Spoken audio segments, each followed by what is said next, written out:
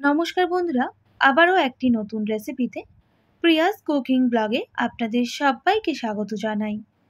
আজকে আমি আপনাদের সঙ্গে শেয়ার করব সম্পূর্ণ নিরামিষ পদ্ধতিতে ঝিঙ্গের একটি নতুন স্বাদের রেসিপি। একবার খেলে বারবার খাবে, আর যাদের খাওয়াবে তারা কিন্তু আঙুল চেটে খেতে বাধ্য হবে। ঝিঙ্গের রেসিপি বানানোর জন্য আমি এখানে 3টে ঝিঙ্গে নিয়েছি। ঝিঙ্গের খোসাগুলো ছাড়িয়ে নিতে হবে।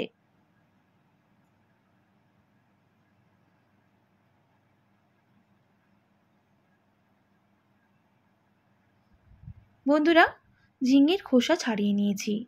এবার ঝিঙ্গেগুলো ঠিক এইভাবে কেটে নিতে হবে। একটু লক্ষ্য করে দেখুন বন্ধুরা, আমি কিভাবে ঝিঙ্গেগুলো কেটে নিচ্ছি।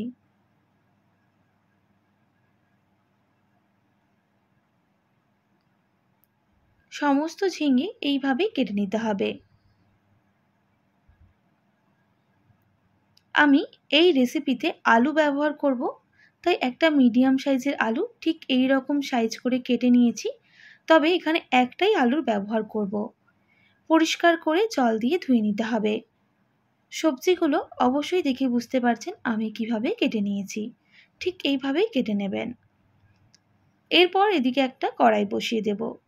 কড়াইটা খুব ভালো করে গরম হয়ে গেলে আমি কিছুটা চীনা বাদাম ভেজে নেব।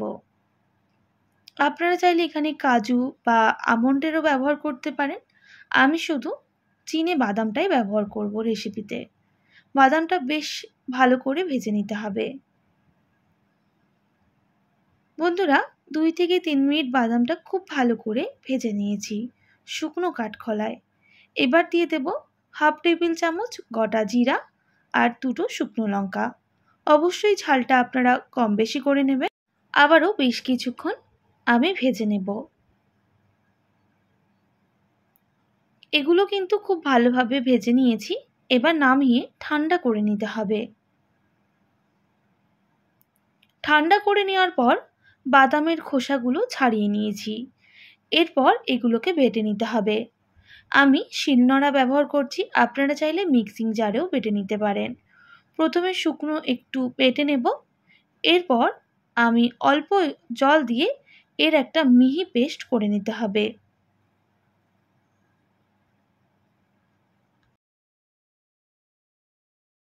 বন্ধুরা, আমি খুব ভালো করে বেটে নিয়েছি। একটা পাত্রের মধ্যে তুলে নিচ্ছি। দেখেই বুঝতে পারছেন কতটা মিহিভাবে বাটা হয়ে গেছে। সাইডে রেখে দেব। আর এদিকে যে ঝিঙ্গে আর আলুটা জলে ধুয়ে রেখেছিলাম সেটা এবার ম্যারিনেট করে নেব। দিয়ে দিচ্ছি 1.5 টেবিল চামচ বেসন। আমি আজকে ঝিঙ্গের কিন্তু একটা নতুন স্বাদের রেসিপি আপনাদের সঙ্গে শেয়ার করছি। দিয়ে দেব সামান্য পরিমাণ গরম মশলা গুঁড়ো, আর দিয়ে দেব পরিমাণ মতো লবণ। এরপর এগুলো খুব ভালো করে মিক্স করে নিতে হবে।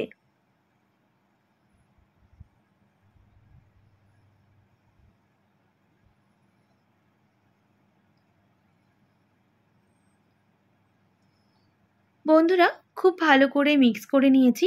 তবে মিক্স করে নেওয়ার পর বেশিক্ষণ রেস্টে রাখার প্রয়োজন নেই। এটা কিন্তু সঙ্গে সঙ্গে ভেজে নিতে হবে। এদিকে তার জন্য একটা কড়াই বসিয়ে দিয়েছি। কড়াইটা ভালোভাবে গরম হয়ে গেছে। দিয়ে দিচ্ছি 1.5 টেবিল চামচ সর্ষের তেল। তেলটা খুব ভালো করে গরম করে নিতে হবে। এরপর সমস্ত আলু আর ঝিঙে দিয়ে দিতে হবে। এবার গ্যাসের ফ্লেমটা হাই রেখে উল্টে পাল্টে বেশ লাল করে ভেজে নিতে হবে।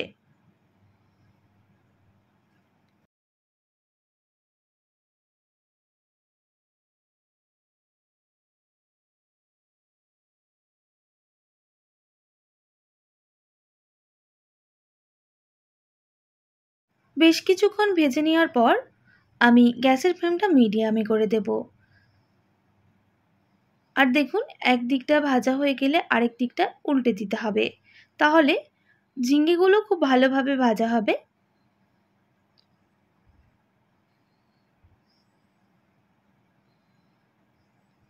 বন্ধুরা, আজকে আমি সর্ষের তেল দিয়ে রেসিপিটা করব। আপনারা চাইলে সাদা তেল দিয়েও করে নিতে পারেন। আবারও 1 থেকে 1.5 মিনিট এইভাবেই নাড়াচাড়া করে খুব ভালো করে ভেজে নিতে হবে।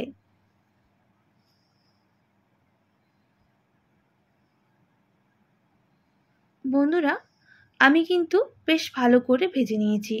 ঝিঙেগুলো কিন্তু ভাজা হয়ে গেছে, দেখেই বুঝতে পারছেন। আর বেশি ভাজার প্রয়োজন নেই। এবার ঝিঙেগুলো আমি নামিয়ে নেব।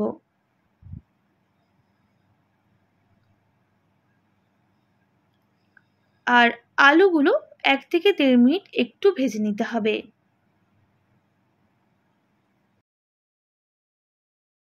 বন্ধুরা, 1 মিনিট মতো ভেজে নিয়েছি। আলুগুলোকেও নামিয়ে নিতে হবে।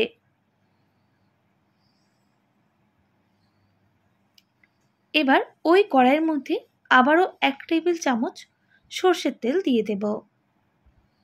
তেলটা গরম হয়ে গেলে দিয়ে দিতে হবে একটা এলাচ, 2টো লবঙ্গ, সামান্য দারুচিনি।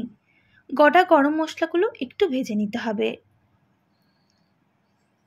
ভেজে নেওয়ার পর দিয়ে দিচ্ছি আদা বাটা 1/2 টেবিল চামচের মতো, আর সঙ্গে বেটে রাখা মশলা। এবার ভালো করে মিক্স করে নিতে হবে।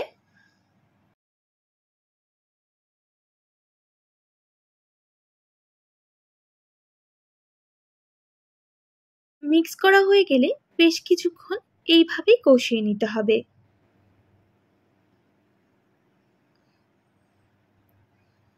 বেশ কিছুক্ষণ কষিয়ে নেওয়ার পর এবার দিয়ে দেব স্বাদ মতো লবণ, সামান্য হলুদের গুঁড়ো, সামান্য কাশ্মীরি লঙ্কার গুঁড়ো, আর দিয়ে দিতে হবে সামান্য জল। বন্ধুরা, আমি যেহেতু এখানে অনেকটাই শুকনো লঙ্কার ব্যবহার করেছি, আপনারা অবশ্যই ঝালটা কম বেশি করে গুঁড়ো লঙ্কাটা দিতে পারেন। আমি এখানে কালারের জন্য সামান্য কাশ্মীরি লঙ্কার গুঁড়ো ব্যবহার করলাম। আবারও ভালো করে মশলাটাকে মিক্স করে নিতে হবে আর 1 থেকে 1.5 মিনিট কষিয়ে নিতে হবে। বেশ কিছুক্ষণ কষিয়ে নিয়েছি, দেখেই বুঝতে পারছেন যে জলটা ছিল মশলার মধ্যে সেটা কিন্তু একেবারেই শুকনো হয়ে এসেছে। আরও বেশ কিছুক্ষণ এইভাবেই কষিয়ে নিতে হবে। তো বন্ধুরা, আরও ভালো করে মশলাটাকে কষিয়ে নিয়েছি। মশলার যে কাঁচা গন্ধটা সেটা কিন্তু একেবারেই চলে গেছে, আর মশলা থেকে অলরেডি তেল ছাড়াও শুরু করে দিয়েছে, দেখেই বুঝতে পারছেন। এবার ভেজে রাখা আলুগুলো দিয়ে দিতে হবে,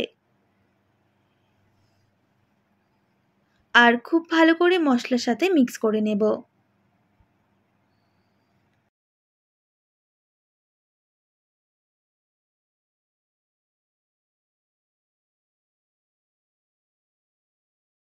খুব ভালো করে মিক্স করে নিয়েছি।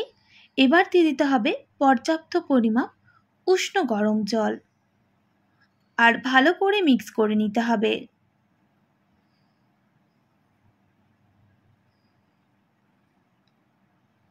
মিক্স করা হয়ে গেলে আমি জলটা ফুটতে সময় দেব।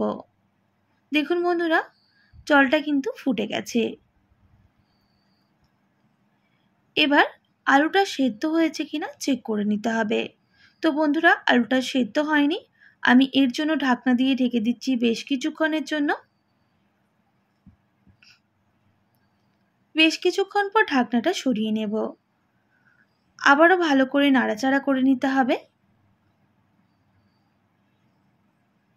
তো বন্ধুরা, এবার চেক করে নেব আলুটা ভালোভাবে সুসেদ্ধ হয়েছে নাকি। তো সুসেদ্ধ হয়ে গেছে। এবার আমি যে ভেজে রাখা ঝিঙেটা সেটা অ্যাড করে দেব, আর খুব ভালো করে মিক্স করে নিতে হবে।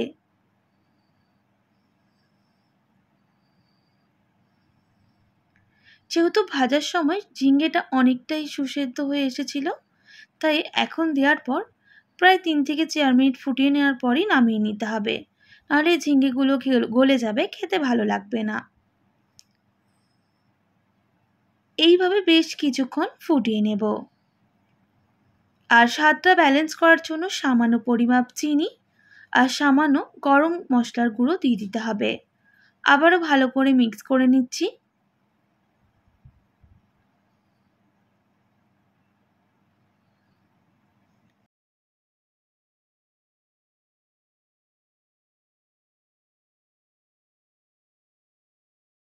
মিক্স করে নেওয়ার পর আরও বেশ কিছুক্ষণ এইভাবেই আমি লো টু মিডিয়াম আঁচে রান্না করে নেব। তাহলে ঝিঙের ভেতর মশলাটা খুব ভালোভাবে ঢুকে যাবে।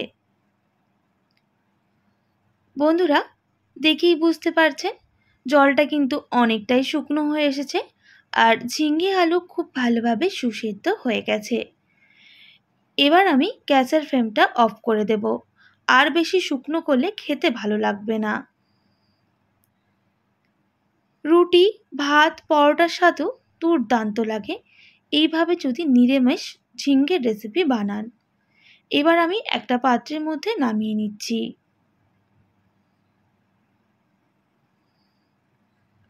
বন্ধুরা, আজকের ঝিঙের নিরামিষ রেসিপিটা আপনাদের কেমন লাগলো অবশ্যই কমেন্ট করে জানাবেন। আর বাড়িতে এইভাবে একবার ট্রাই করবেন, খেতে দুর্দান্ত লাগে। আর যারা খাবে তারা কিন্তু আঙুল চেটে খাবে। আশা করি আজকের রেসিপি আপনাদের ভালো লেগেছে। ভালো লেগে থাকলে অবশ্যই একটি like, comment, share and subscribe করে দেবেন। পাশে থাকা বেল আইকনটিও প্রেস করে দেবেন। তাহলে নিত্য নতুন রান্নার ভিডিওগুলি আপনাদের কাছে পৌঁছবে। আজকের মতো এতটাই। আবারও নতুন কোনো রেসিপি নিয়ে আপনাদের সঙ্গে দেখা হবে। আপনারা ভালো থাকবেন, সুস্থ থাকবেন। আর এতক্ষণ আমার সঙ্গে থাকার জন্য অনেক ধন্যবাদ আপনাদের সবাইকে।